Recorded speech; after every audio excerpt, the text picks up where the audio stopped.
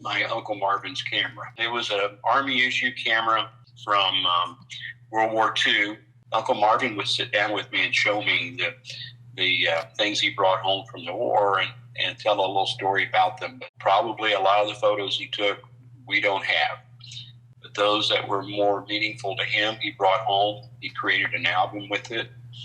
For years, I looked through that album and I kept thinking, man, there's so much story in these photos, and I don't know what the story is. And I wondered, well, maybe he wrote something on the back of the photo.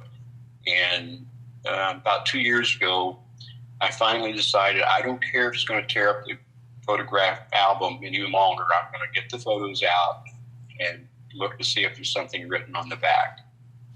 And there was.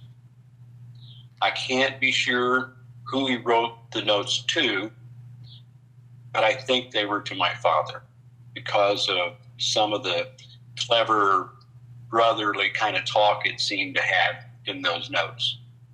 But I know much more now about the story of his time in Germany.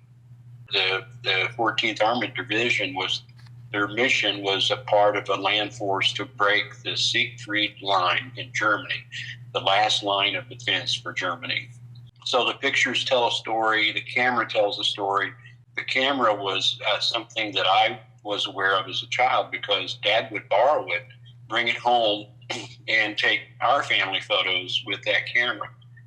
A lot of those photos have been lost over time, but I have a few. The camera is special. I've never used it, never tried to use it. I keep it on my bookshelf where I can see it. It's just a heirloom that means very much to me.